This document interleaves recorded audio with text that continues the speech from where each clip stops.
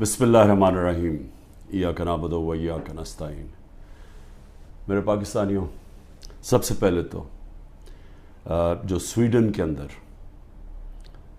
قرآن کی بے حرمتی کی گئی آزادی رائے کے نام کے اوپر میں چاہتا ہوں کہ ایک زندہ قوم جو کہ اپنے دین سے پیار کرتی ہے اور جو اللہ کی کتاب وہ ہمارے دلوں میں اس کی عزت ہے، اور اللہ کے جو ہمارے پیغمبر ہیں نبی صلی اللہ علیہ وسلم ان کی عزت ہے، تو جب اس طرح کی چیز ہوتی ہے تو ہم ایک زندہ قوم کی طرح ایک پرامن طریقے سے ضرور بتائیں، پیغام پہنچائیں کہ ہمیں اس کی تکلیف ہوئی ہے۔ تو میں آپ سب کو کہتا ہوں، میں صرف تحریک انصاف کے لوگوں کو نہیں، قوم کو کہتا ہوں کہ جمعے کے بعد آپ نے سب نے جمعے کی نماز کے بعد نکل کے مظاہرہ کرنا ہے پرامن طریقے سے۔ ہمیشہ پرامن رہو، کیونکہ ہمارا ملک ہے، ہم کوئی نقصان نہیں پہنچانا چاہتے، لیکن ایک پرامن طریقے سے احتجاج ہو تاکہ پیغام جائے کہ پاکستان وہ قوم ہے جو اسلام کے نام پہ بنی تھی، اور ہمیں تکلیف ہوئی ہے کہ یہ وہاں کی پولیس نے اجازت دی کہ جناب آپ قرآن شریف کو جلا دیں، اور آزادی رائے کے مطابق آپ کو پتہ ہونا چاہیے کہ پاکستان کی وجہ سے آج 15 مارچ دنیا کے اندر اینٹی اسلاموفوبک دن بنایا جاتا ہے، یعنی جو اسلام کے خلاف جو حرکتیں ہوتی ہیں، مثلا نبی صلی اللہ علیہ وسلم کی شان میں گستاخی ہوتی ہے، اور یہ جان کے جس طرح یہ قرآن شریف کو جلایا گیا، اس کو یہ اسلاموفوبیا کے اندر آتا ہے۔ تو ہماری وجہ سے یونائٹڈ نیشنز میں 15 مارچ کو اینٹی اسلاموفوبیا دن بنایا جاتا ہے۔ تو اس لیے ہم سب کو جمعے کے بعد نکلنا چاہیے اور پرامن طریقے سے احتجاج کرنا چاہیے۔ دوسری چیز، دبئی میں میٹنگ ہوتی ہے، پاکستان کے بڑے بڑے منی لانڈرر کا مطلب جو اس ملک سے پیسہ چرا کے باہر لے جاتے ہیں۔ جو سب سے بڑا مسئلہ پاکستان کا کیا ہے کہ ہمارا روپیہ گرتا جاتا ہے ڈالر کے مقابلے میں۔ تو جب آپ ڈالر یہاں سے خرید کے باہر بھیجتے رہیں اور چوری کر کے باہر بھیجتے رہیں تو وہ ڈالر کی کمی ہونی ہے، اور جب ڈالر کی کمی ہوگی تو روپیہ گرتا جائے گا۔ اس کے علاوہ بھی ہم نے ایکسپورٹس کے اوپر زور نہیں دیا، کبھی کسی نے توجہ ہی نہیں دی کہ ہم اپنی آمدنی کیسے بڑھا سکتے ہیں۔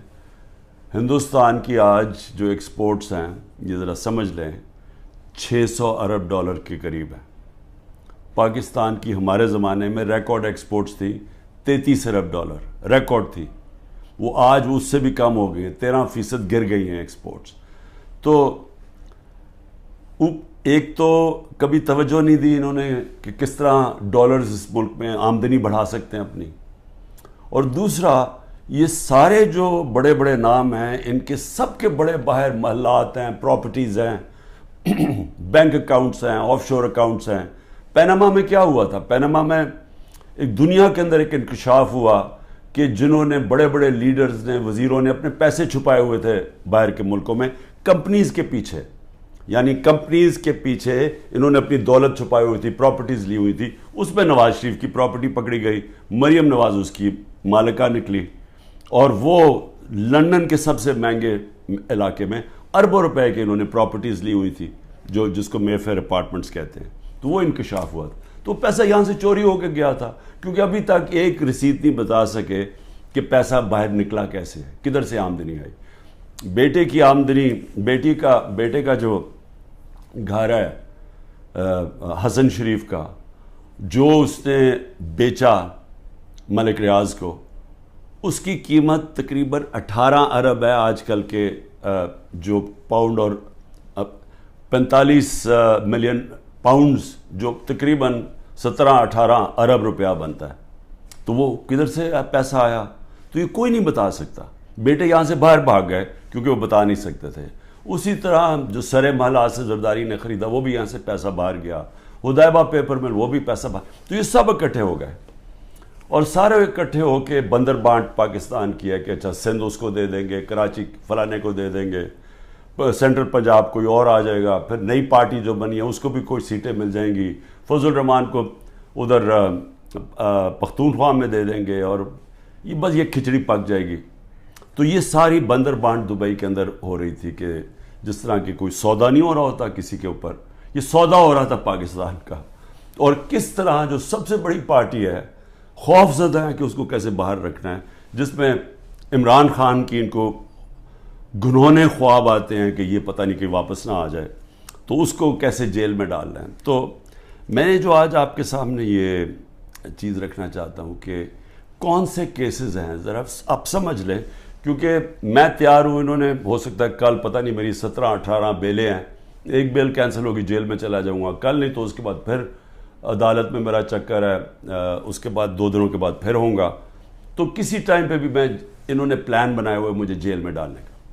تو میں یہ چاہتا ہوں کہ پہلے آپ سمجھ جائیں کہ یہ کون سے کیسز ہیں, جن کیسز کے اندر میں صرف آپ کو 7 کیسز بتاتا ہوں جنہوں میں یہ جیل میں مجھے ڈالنے کی کوشش کر رہے ہیں, تاکہ آپ سب کو پتہ چل جائے. اور وہ میں اس لیے چاہتا ہوں کیونکہ میڈیا تو سارا کنٹرولڈ ہے, تو انہوں نے تو وہ ایک دم میڈیا میں پکڑنا ہے اور شور مچا دینا ہے کہ جی عمران کی چوری پکڑی گئی, تو یا چوری پکڑی گئی, یا یہ ایک قتل جو جیسے میں شروع کرتا ہوں کہ اس نے قتل کر دیا کسی وکیل کو. تو میں چاہتا ہوں کہ وہ 7 کیسز پہلے آپ سمجھ لیں, تاکہ آپ کو سمجھ آ جائے کہ ایک طرف اربوں روپے کے یہ منی لانڈررز کے اوپر کیسز ہیں, شہباز شریف کے اوپر 24 ارب روپے کی کرپشن کیس میں جس کا انڈر ٹرائل تھا, جب جنرل باجوہ نے بچا کے تو اس کو وزیر اعظم بنا دیا. اس کے علاوہ جو نواز شریف کی ابھی تک کوئی نہیں بتا سکا, وہ جو اس کی مے فیئر کی پارٹنرز, بیٹوں کے پاس پیسہ, اور یہ تو سامنے ہے, باقیوں کا تو ہمیں پتہ ہی نہیں ہے کہ کتنی ان کی باہر پراپرٹیز ہیں. اسی طرح زرداری کا ہے, اس کی بھی ساری باہر ان کی پراپرٹیز پڑی ہیں. تو ایک تو یہاں سے پیسہ چوری کر کے باہر جانے کے الزام ہیں. اب دوسری دفعہ دیکھیں گے میرے اوپر 170 سے زیادہ کیسز ہیں, لیکن وہ کیسز ہیں کیا؟ تو میں پہلے شروع کرتا ہوں کوئٹہ کا کیس. قتل ہوتا ہے ایک وکیل کا 6 جون کو 10:30 بجے صبح. اب وہ یہ سمجھیں کہ مجھے اس کیس کا پتہ ہی نہیں ہے, یہ کوئی کسی وکیل نے میرے اوپر کیس کیا ہوتا ہے کوئی غداری کا, وہ یعنی اس کا کوئی مجھے نوٹس ہی نہیں آیا, مجھے پتہ ہی نہیں اس کیس کا. پتہ تب چلتا ہے جب ایک دم پتہ یہ جی کہ کیونکہ اتنے زیادہ کیسز تھے, تو یہ کیس تو کسی کو اہمیت ہی نہیں, کسی نے مجھے کہا کوئٹہ میں کیس ہے, مجھے پتہ ہی نہیں تھا. تو اس وکیل کا قتل ہوتا 10:30 بجے, 11:30 بجے پولیس میں رپورٹ ہوتا ہے. 2:22 میں شہباز شریف کا جو مشیر ہوتا ہے وہ سٹیٹمنٹ دیتا ہے کہ عمران خان نے اس وکیل کو قتل کیا. اب یہ سمجھیں کہ صرف قتل میں 10:30 سے اور 2 بجے کے اندر وہ فیصلہ کر لیتے ہیں کہ عمران خان نے قتل کیا. اس کے بعد کیا ہوتا ہے, اس کے بیٹے کو اٹھا کے لے جاتی ہے پولیس. اس بیٹے کو 12 گھنٹے سے زیادہ پولیس اپنے پاس رکھتی ہے. وہ اگلے دن جا کے اگلے دن کی دوپہر کو وہ کہتا ہے کہ جی عمران خان اس قتل میں ملوث تھا. لیکن پھر کیا ہوتا ہے, اس کی جو بیوی ہوتی ہے, وہ جو دوسری بیوی ہوتی ہے, وہ کہتی ہے کہ فیملی کے لوگوں نے قتل کیا اس کو. وہ ویڈیو اپنی جاری کرتی ہے کہ فیملی کے لوگوں نے قتل کیا. اور پھر دیکھیں, سارے کوئٹوں کا پتہ ہے کہ ان کی وہ وکیل کی دشمنیاں تھیں, سب کو پتہ ہے ان کی آپس میں دشمنیاں تھیں. اسی وکیل نے جا کے ہائی کورٹ کو کہا کہ مجھے سبی میں نہ کیسز مجھے دو, کیونکہ میری وہاں جان کو خطرہ ہے, میری دشمنی ہے.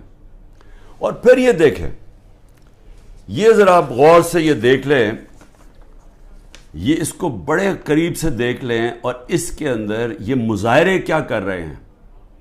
ان کا قتل ہوتا ہے اور یہ قتل میں کہتے ہیں کہ یہ قتل اس وکیل نے اس کے وکیل کی طرف سے یا انہوں نے کیا. اس کا نام لکھا ہوا ہے کہ وہ اس قتل میں ملوث تھا. تو جب ایک فیملی دشمنی بھی ہوتی ہے, اس سے پہلے ہی وہ پرائم منسٹر کا مشیر کہتا ہے کہ جی عمران خان نے قتل کر دیا, ابھی تفتیش بھی نہیں ہوتی. اور مجھے افسوس سے کہنا پڑتا ہے کہ وہاں ہماری سنا بھی نہیں گیا کوئٹہ ہائی کورٹ میں. خیر وہ اور وجوہات ہیں, اس کی بھی ہمیں وجہ پتہ ہے پیچھے کیا ہے. تو یہ آپ ذرا سنیں. اس کے بعد یہ پہلی دفعہ میرے نام پہ قتل نہیں کیا نام ڈالا جاتا. زبیر نیازی, وہ لطیف کھوسا کے گھر باہر گولیاں چلتی ہیں. زبیر نیازی جو کہ ہمارا لاہور کا سیکرٹری جنرل ہے, اس کے نام پہ وہ آ جاتے جی اس نے گولیاں چلائی ہیں. اور وہ گولیاں کسی آدمی کو کھڑا کرتے ہیں جو کہتا ہے جی مجھے زبیر نیازی نے کوئی پیسے دینے تھے گولیاں چلانے کے لیے. اب لطیف کھوسا ہمارے ساتھ ملٹری کورٹس کے خلاف کیسز کر رہے ہیں, تو وہ کیوں گولیاں چلائے گا اس کے گھر, جو کہ وہی کیس کر رہے ہیں جو ہم کر رہے ہیں سپریم کورٹ میں. اور پھر ضلع شاہ کا جب قتل ہوتا ہے, ضلع شاہ کا جب قتل ہوتا ہے, سب سے پہلے 302 میرے اوپر قتل کا چارج لگا دیتے ہیں. 3 دن تک وہ میرے اوپر 302 لگاتے ہیں قتل کا چارج.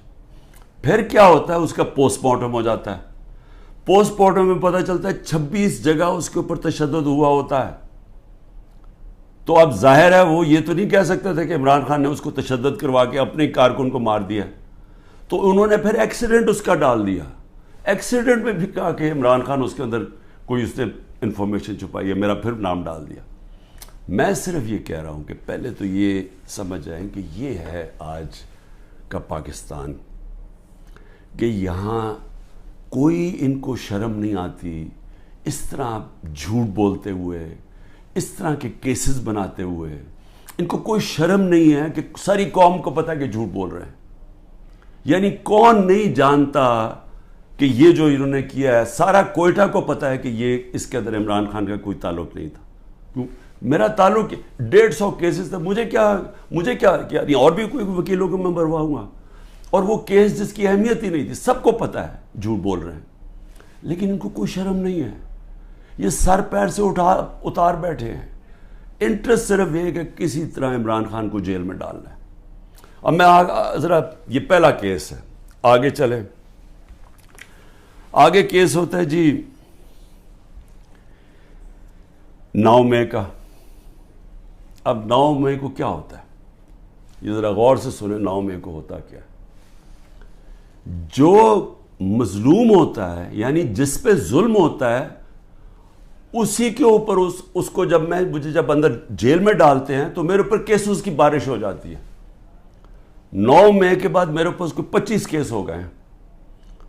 جدھر بھی کیس ہوتا ہے کہتے جی عمران خان کی ایمان, میرے کہنے پہ یہ ہوا ہے. کہیں کسی نے کچھ کیا ہو یا جو بھی کسی کے اوپر الزام لگایا ہو 9 مئی کے بعد عمران خان کے کہنے پہ ہوا. عمران خان جیل میں بند تھا, اور جو ظلم ہوا ہے وہ عمران خان سے ہوا ہے. میں بیٹھا ہوا ہوں رجسٹری آفس ہائی کورٹ اسلام آباد میں, میرے پاس بیل تھی, مجھے کسی صورت وہاں کوئی پکڑ نہیں سکتا تھا. صرف پولیس نہیں آئی, رینجرز کمانڈوز آئے مجھے اٹھانے کے لیے. ساری دنیا میں کیا امیج گیا, شیشے توڑ کے, لوگوں کو ڈنڈے مار کے, وکیلوں کو زخمی کیا. وہاں کے بیچارے جو کام کر رہے تھے رجسٹری آفس, ان کو ڈنڈے پڑے, چیزیں توڑ دی انہوں نے, اور ایک دہشت گرد کی طرح مجھے پکڑ کے لے کے گئے. میرے اوپر سر پہ لگا, پیچھے میرے خون نکل رہا. کوئی شرم نہیں آئی, کسی نے ابھی تک بات نہیں کی کہ یہ بتائیں کہ کس قانون کے تحت انہوں نے پکڑا تھا مجھے. اسلام آباد کے ہائی کورٹ کے چیف جسٹس نے کہا کہ یہ اس کے اوپر FIR کٹنی چاہیے. وہ اور بات ہے کہ وہ نہیں کٹی. سپریم کورٹ میں جب وہ کیس گیا, سپریم کورٹ نے اس کو غیر قانونی قرار دیا. اب میں سوال پوچھتا کہ کوئی جواب دینے والا ہے. بڑا شور مچا. ISPR صاحب نے کہا کہ جی بڑا توہین ہو گئی, فوج کی توہین ہو گئی. پہلے مجھے بتائیں کہ کسی اور کی بھی عزت ہے اس ملک میں, کہ ایک آدمی 50 سال سے دنیا مجھے جانتی ہے, کرکٹ کی وجہ سے جانتی تھی دنیا, سب کو پتہ ہے میرا. کسی اور پاکستانی کو دنیا نہیں جانتی جو آج مجھے جانتی ہے. ساری دنیا کے اندر وہ خبریں گئی. وہ دکھایا مجھے جس طرح پکڑ کے لے کے جا رہے ہیں کہ جس طرح کوئی پتہ نہیں کوئی مجرم ہے, دہشت گرد ہے. پھر کہا جی کرپشن کیس پہ لے کے جا رہے ہیں. وہ کرپشن کیس کے اوپر بھی میں آنے لگا ہوں. اور لوگوں کو جو اس طرح ڈنڈے مارے انہوں نے, کوئی پوچھنے والا نہیں ہے, کیونکہ وہ طاقتور ہے, وہ سب کچھ کر سکتا ہے. جو مظلوم ہے, جن سے ظلم ہوا, اس کو ہی پکڑ کے اسی کے اوپر کیسز کرنے شروع کر دیے. جیل میں باندھا اور کیسز شروع ہو گئے کہ جی اس کی ایما کے اوپر یہ ہوا تو اس کی وجہ سے یہ ہوا ہے. اور جی کوئی ملٹری کورٹ صاحب پتہ چلیں گے کہ جو بتائیں گے اصل میں کتنا بڑا وہ غداری کر رہا تھا عمران خان قوم کے ساتھ. میں ذرا آگے چلوں. کسی نے آج تک بات نہیں کی, اور میں یہ خاص طور پہ اپنی آج قوم کو بتانا چاہتا ہوں کہ کیوں میں آپ کو کہتا ہوں حقیقی آزادی کی یہ جہاد ہے. یہ پولیٹکس نہیں ہے, یہ جہاد ہے. ہم غلام ہیں. غلاموں کے کوئی حقوق نہیں ہوتے, جس طرح میرے کوئی حقوق نہیں تھے. میں یعنی سب سے بڑی ملک کی پارٹی کا ہیڈ, جس کو جس طرح اٹھایا انہوں نے, جو کیا, جس طرح ہم کوئی کمی ہے اس ملک کے. اب 25 لوگوں کو گولیاں لگیں, جو مرے, جو شہید ہوئے, ابھی تک 9 لوگ غائب ہیں. جو پولیس نے یا دھمکیاں دی یا کچھ کیا وہ انڈر گراؤنڈ گئے ہوئے ہیں, وہ بتا نہیں رہے, مسنگ ہیں 9 لوگ. 16 لوگ ہمارے پاس پتہ ہے جن کو گولیاں, 69 لوگوں کو گولیاں ماری اور ان کو شہید کیا گیا. فرانس کے اندر ایک لڑکے کو پولیس نے 16 سال کے لڑکے کو گولی ماری, ایک لڑکے کو. ابھی تک فرانس جل رہا ہے. 1000 سے زیادہ بلڈنگز جل گئی ہیں, گاڑیاں جل گئی ہیں. مشکل نیشنل کرائسس آ گیا ہے. معافی مانگ رہی ہے پولیس کے, جی بڑی غلطی ہوگی, اس کے خلاف ایکشن لیا جائے گا. آزاد لوگ ہیں, آزاد لوگوں کے حقوق ہوتے ہیں. لوگ نکلیں اپنی آزادی کے لیے کہ کیسے جرأت پڑی پولیس کو گولی مارنے کی. یہاں 16 لوگوں کا آج تک ٹی وی پہ نام ہی نہیں لیا جا رہا. سب نہتے تھے. ابھی مجھے ملنے آیا ان کے 2 بچے, ایک چھوٹے بچے جس کے باپ کو گولی مار دی. وہ دبئی سے کام کر رہے, وہ ایسی مظاہرے کے اندر کھڑا ہوا تھا, گولی چلا دی وہاں. میں سمجھتا تھا 2 لوگوں کی ٹانگیں ضائع ہوئی ہیں, 3 لوگوں کی ٹانگیں ضائع ہوئی ہیں. ایک پیرالائز ہوا ہے جس کی کمر میں گولی لگی ہے. کوئی انکوائری ہوئی ہے کیا یہ انسان تھے نا, یہ پاکستانی ہے؟ کسی نے پوچھا کہ ان کے گھر میں کیا گزر رہی ہے؟ یہ عام لوگ تھے, ان کے بیوی بچے تھے, ماں باپ تھے. کوئی بات ہی نہیں کر رہا. جی بلڈنگ جل گئی. بلڈنگز بھی جب جلیں تو کیا اس کے اوپر انڈیپینڈنٹ انویسٹیگیشن نہیں ہونی چاہیے تھی؟ ہمارے پاس ثبوت ہے. میں اس لیے کہتا ہوں اوپن عدالت کے اندر ٹیلی وائز مجھے سامنے لایا جائے. میرے پاس اب ثبوت آ گئے ہیں. میں یہ ثابت کروں گا کہ یہ سارا پری پلان تھا. یہ مجھے جس طرح وہاں سے اٹھایا ہے یہ بھی پری پلان تھا تاکہ ایک اشتعال ملے. اور اس کے بعد پھر جو لوگوں کا ری ایکشن آیا اس کا فائدہ اٹھاتے ہوئے پارٹی کو کرش کرنے کی کوشش کی گئی ہے, کیونکہ پارٹی دب نہیں رہی تھی. جب سے مجھے ہٹایا کوشش کر رہے ہیں 25 مئی کو, جی بگر کراؤڈ ہے, مارو ڈنڈے مارو, یہ ڈر کے پیچھے ہٹ جائیں گے. وہ پارٹی اوپر ہی آتی گئی. بائی الیکشن 30-37 میں سے جیت گئی. اوپینین پولز میں اور اوپر چلی گئی. راجن پور کے الیکشن میں پورا زور لگایا, 40,000 سے گورنمنٹ کا کینڈیڈیٹ ہار گیا. اس کے بعد اس سے پہلے مجھے قتل کرنے کی کوشش کی, دوسری دفعہ قتل کرنے کی کوشش کی. اور اب یہ پلان فائنل بنا کہ جی ان کو اب بالکل ختم کرو پارٹی کو, کہ جی انہوں نے ایک ادارے کی بے حرمتی کر دی. اور اس کو بیس بنا کے سارے ہمارے ہیومن رائٹس ختم ہو گئے ہیں. سب کو جس کو مرضی پکڑو, پولیس پھر رہی ہے جسے مرضی پکڑے. جی آپ کا وہ اس میں نام آ گیا وہ جیو فینسنگ میں, اس لیے جناب وہ اچھا اتنے پیسے دے دو, 15 لاکھ سے شروع ہوتے ہیں, 10 لاکھ, اچھا پیسے دے دو تو ہم آپ کو چھوڑ دیتے. پولیس پیسے بنا رہی ہے. ہر جگہ لوگوں کو پکڑ رہے ہیں. اب جدھر نام لوگوں کے گھروں میں گھس رہے ہیں, گھر توڑ رہے ہیں, گھر لوٹ رہے ہیں, بچے پکڑ کے لے گئے ہیں. عورتوں کو نہیں بخشا. کبھی میں نے یہ دن نہیں دیکھ رہے تھے کہ عورتوں کو نہیں بخشا. اس ملک کے اندر کبھی یہ نہیں دیکھا تھا کہ اتنا نیچے گورنمنٹ گرے گی. مجھے لوگوں نے کہا عمران صاحب آپ نے تو بڑی غلطی کی اپنی گورنمنٹس گرا کے, گورنمنٹس ڈیزالو کر کے. میں نے اپنی گورنمنٹس ڈیزالو آئین کے مطابق کی تھی. میں اپنے سمجھتا تھا کہ ہمارے ملک میں ہمارے سارے وکلا، ہمارے سارے ججز آئین کے ساتھ کھڑے ہو جائیں گے. 90 دن میں الیکشن ہونے تھے. چیف جسٹس اور سپریم کورٹ اناؤنس کرتے ہیں الیکشن 14 مئی کو. گورنمنٹ آئین کی پرواہ نہیں کرتی. اب گورنمنٹ کہتی ہے کہ جی اگر ملٹری کورٹس اگر اس نے خلاف فیصلہ کیا سپریم کورٹ نے، تو ہم سپریم کورٹ کے فیصلے نہیں مانیں گے. تو رہ کیا گیا پھر؟ تو رہ تو یہی کیا کہ ڈنڈے سے اب اپنے سروں کو کنٹرول کرنا ہے. تو مجھے ابھی بھی ہے کہ صرف آزاد اور غلام ملکوں میں دیکھ لیں کہ یہاں کوئی نام ہی نہیں لے رہا وہ بیچارے جو اس ملک کے عام شہری، ان کو گولیاں ماری گئی، نہتے شہریوں کو. اور ادھر دیکھیں ایک آدمی کو پولیس نے گولی ماری. اور فرانس میں دیکھ لیں آزاد قومیں کیا ہوتی ہیں. اس کے بعد آ جائے جی اور کون سے کیسز ہیں.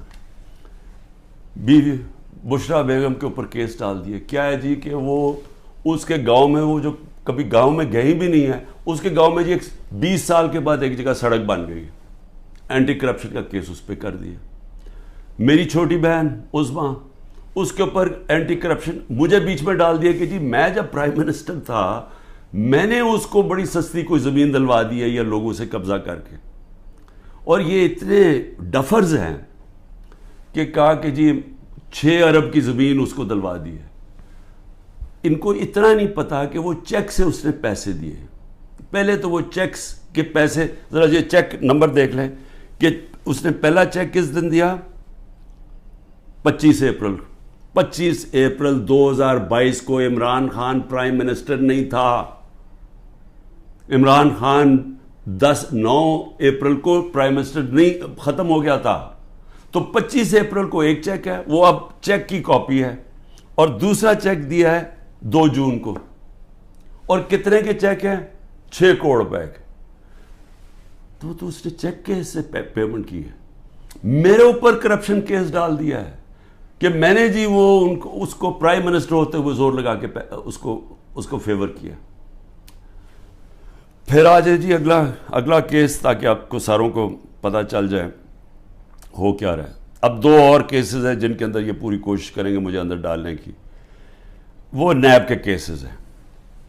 ایک ہے القادر کا جس میں انہوں نے مجھے پکڑا تھا، اور دوسرا ہے توشہ خانہ. اب یہ القادر کا کیس کیا ہے ذرا یہ غور سے سمجھ لیں پھر سے، کیونکہ میں چاہتا ہوں کہ ساری قوم کو سمجھ آ جائے. وہ کیس یہ ہے کہ ایک کیبنٹ فیصلہ کرتی ہے، کیبنٹ کے سامنے ایک فیصلہ آتا ہے کہ اگر ایک ملک ریاض فیملی اور ایک انگلینڈ کے national NCA national crime agency, ان کے بیچ میں ایک فیصلہ ہوتا ہے. وہ کہتے ہیں پرائیویٹ، ان کے بیچ میں فیصلہ ہوتا ہے. وہ یہ کہتے ہیں کہ اگر آپ، ہماری کیبنٹ کے سامنے آتا ہے کہ اگر آپ اس کو فیصلے کو کانفیڈینشیل رکھیں گے، صرف کیبنٹ سے، عدالت سے نہیں، اگر کیبنٹ میں کانفیڈینشیل رکھیں گے تو 190 ملین پاؤنڈ پاکستان میں آ جائے گا سپریم کورٹ کے اکاؤنٹ میں. اور لیکن اگر آپ اس کو کانفیڈینشیل نہیں رکھیں گے تو آپ کو انگلینڈ کے اندر کیس کرنا پڑے گا، سول کیس، جو 5-6 سال چل سکتا ہے. اور آپ کو ثابت کرنا پڑے گا، آپ کے اوپر ہوگا کہ آپ نے ثابت کرنا ہے کہ وہ پیسہ منی لانڈرنگ کا ہے. ہمیں وہاں کیبنٹ کے اندر پہلے بھی بتایا گیا کہ $100 ملین پاکستان کا بیرون ملک کیسز کے اندر بہ گیا ہے، ہار چکے ہم کیس. $100 ملین ہماری بڑا برا ریکارڈ ہے باہر کیسز کا. اور وہ بھی 5-6 سال لگنے تھے، جبکہ اب وہ پیسہ سیدھا اب آ جانا تھا اور پاکستان میں 190 ملین پاؤنڈ آ جانا تھا. کیبنٹ فیصلہ کر لیتی ہے. بعد میں کہتے ہیں کہ جی وہ تو کسی اور مد میں جانا چاہیے تھا، وہ جانا چاہیے تھا گورنمنٹ کو، سپریم کورٹ کو نہیں جانا چاہیے تھا. بھیا کیبنٹ آج جا کے سپریم کورٹ کو کہے کہ جی وہ پیسہ دوسری طرف ٹرانسفر کریں اور ہم ثابت کر دیں گے کہ یہ پیسہ منی لانڈرنگ سے، تو آج بھی کر سکتے. کیا چیز روک رہی ہے ان کو؟ پیسہ تو پاکستان آ گیا ہے. اور کہہ یہ رہے ہیں کہ اس سے 7 مہینے پہلے جو کہ القادر یونیورسٹی جو چیریٹیبل ٹرسٹ ہے، ادھر چل رہے ہیں، ادھر مفت تعلیم اس طبقے کو دی جا رہی ہے جو بچے کبھی یونیورسٹی تعلیم نہیں لے سکتے، مفت تعلیم ان کو مل رہی ہے وہاں. یہ کہہ رہے ہیں کہ میں نے القادر کی وجہ سے کوئی فیور کروا دیا. یہاں ساری کیبنٹ کا فیصلہ، وہ سب نے یونینمس فیصلہ، وہاں لا منسٹر بیٹھے ہیں، وہاں وہاں کیبنٹ سیکرٹری بیٹھا ہے, وہاں ادھر فائنانس منسٹر بیٹھے ہیں, وہ سب نے فیصلہ کیا. لیکن عمران خان نے اس لیے کیا کیونکہ اس کو القادر میں عمران خان کو کیا فائدہ ہے؟ مجھے یہ بتائیں کہ وہ القادر کے ٹرسٹ میں لکھا ہوا ہے کہ 1 روپیہ نہیں مل سکتا ٹرسٹیز کو, جس میں عمران خان اور بشرا بیگم ہیں. جس طرح نمل یونیورسٹی کے ہمیں کوئی پیسہ نہیں مل سکتا, جس طرح شوکت خان ہمیں نہیں مل سکتا. یہ چیریٹیبل ٹرسٹ ہے. کہہ رہے ہیں کہ میں نے اس کی وجہ سے اس کو فیور کر دیا. بھئی آپ اگر فیور کر دیا, آپ آج جا کے سپریم کورٹ میں ریٹ کر دیں کہ یہ پیسہ ادھر ٹرانسفر کر دیں. پیسہ تو پاکستان آ گیا. ایک یہ القادر ہے. دوسرا ہے جناب توشہ خانہ. توشہ خانہ کیا ہے؟ ذرا غور سے سن لیں. 70 سال سے قانون یہ ہے کہ جب گفٹس ملتی ہیں پرائم منسٹر کو, پریزیڈنٹ کو, آرمی چیف کو, منسٹرز کو, جن کو بھی جب گفٹس ملتی ہیں تو وہ کیا ہوتا ہے, وہ سیدھا توشہ خانہ میں جاتی ہیں. توشہ خانہ کے اندر اس کی ویلیو نکالی جاتی ہے. ویلیو کیسے نکالی جاتی ہے؟ وہ ایف بی آر سے علیحدہ ویلیو لیتے ہیں, اور پھر ایک اپریزر ہوتا ہے جو انڈیپینڈنٹ ہوتا ہے, اسے علیحدہ ویلیو لیتے ہیں. وہ جو ویلیو زیادہ ہوتی ہے وہ آ کے بتاتے ہیں کہ جی آپ نے بتائیں یہ اس کی ویلیو ہے, ان کے زمانے میں 20% دے کے آپ خرید سکتے ہیں اگر آپ رکھنا چاہیں. ہم نے اس کو 20 سے 50% کر دیا کہ آپ 50% دیں, وہ گورنمنٹ کو چلی جاتی ہے اگر آپ رکھنا چاہیں. یہ ہے قانون. میں نے اسی قانون کے مطابق کئی گفٹس لی, کئی میں نے نہیں لی. مجھے یہ بتائیں کہ اس میں نے غلط کام کیا کیا ہے؟ سارا ریکارڈ وہاں پڑا ہوا ہے. جو میں نے گفٹس لی, جو بھی میں نے فیصلہ کیا میں نے بیچ دی ہیں, اس کے اوپر کیپٹل گینز ٹیکس وہ سارا ایف بی آر میں نے ڈکلیئر کیا ہوا ہے. سارا کچھ میرا ڈکلیئرڈ ہے. اس میں نے غلط کام کیا کیا؟ یہ کہہ رہے ہیں کہ جناب وہ اس کی غلط ویلیو دکھا دی. بھئی غلط ویلیو دکھا دی تو ان سے پوچھے جو ویلیو نکال رہے ہیں. میرا تو کام نہیں ہے ویلیو, میں تو نہیں جا کے بیچ رہا, میں تو نہیں اسیس کر رہا. مجھے تو جو ہے ایم ایس جو ہوتا ہے ملٹری سیکٹری آپ کا, وہ آپ کو آگے بتاتا ہے کہ جی یہ اپریز ہو کہ یہ آئے ہے اس کے ویلیو, آپ فیصلہ کر لیں آپ نے لینی ہے نہیں. یہ ہوتا ہے اور یہ پہلے سے چلتا آ رہا ہے. بھئی کس نے اس کا ویلیو رکھنا ہے وہ جا کے ان لوگوں سے پوچھے, وہ میرا اس پہ کیا تعلق ہے. یہ ہے توشہ خانہ کا کیس جس پہ کوشش کر رہے ہیں کہ اندر. اچھا, اور کیس کے اندر یہ بھی ذرا سن لیں. ایک توشہ خانہ کا کیس ہے, اس کے اوپر نیب بھی بلا رہی ہے, اس کے اوپر الیکشن کمیشن بھی اس کو اٹھایا ہوا ہے, اور ایف آئی آر بھی کاٹی ہوئی ہے اس کے اوپر. یہ کبھی ہو ہی نہیں سکتا کہ ایک ایشو کے اوپر 3 مختلف جگہ کیسز چل رہے ہوں. تو صرف اور صرف میں اس طرح بتانا چاہتا ہوں کہ یہ جو مذاق ہو رہا ہے میرے ساتھ, اب تک 170 کیس ہو چکے ہیں اور بڑھتے جا رہے ہیں ہر تیسرے دن. لیکن میں جو آخر میں کہنا چاہتا ہوں اپنی قوم سے, دیکھیں جس طرح اب ہم جا رہے ہیں نا, یہاں حکومت نہ کسی آئین کی پرواہ کر رہی ہے, کوئی آئین کی فکر نہیں ان کو. اداروں کو انہوں نے تباہ کر دیا, کیونکہ اداروں کا 1 پوائنٹ ایجنڈا ہے کہ کسی نہ کسی طرح تحریک انصاف کو ختم کیا جائے. کیوں ختم کیا جائے؟ کیونکہ ان کو ڈر لگا ہوا کہ جب الیکشن ہوں گے تو تحریک انصاف جیت جائے گی, اور یہ وہ لوگ جو سمجھتے ہیں ہم نے عمران خان کو ہٹایا, اب اس کو ہم نے واپس نہیں آنے دینا. یہ سارا ملک تباہی کی طرف صرف ایک 1 پوائنٹ ایجنڈا پہ جا رہا ہے. اب میں اپنی قوم کو کیا کہنا چاہتا ہوں, دیکھیں ہم نے فیصلہ کرنا ہے کہ کیا ہم نے اب اس خوف کی زنجیروں کے اندر اپنے آپ کو غلام رکھنا ہے. میں نے آپ کو بتا دیا کہ آزاد قوموں کے اندر ایسی چیزیں نہیں ہوتی. کوئی کسی کی جرت نہیں ہوتی آئین کے خلاف جانے کی, کسی کی جرت عدالت کے فیصلوں کے خلاف جانے کی نہیں ہوتی.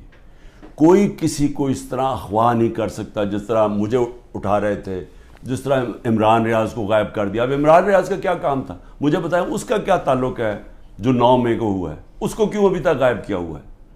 یہ صرف اور صرف ظلم کر رہے ہیں, ڈرا رہے ہیں, دھمکا رہے ہیں لوگوں کو غلام بنانے کے لیے کہ ہم یہ خوف کے ان کے خوف کے غلام بن جائیں.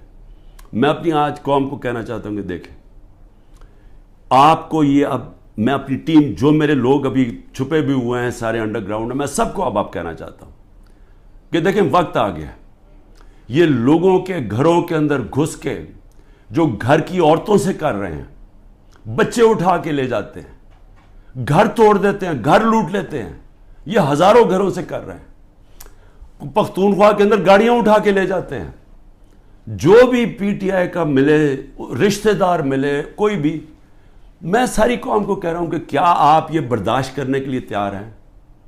کیونکہ یہ آج ہمارے سے ہو رہا ہے، یہ سب سے ہوگا۔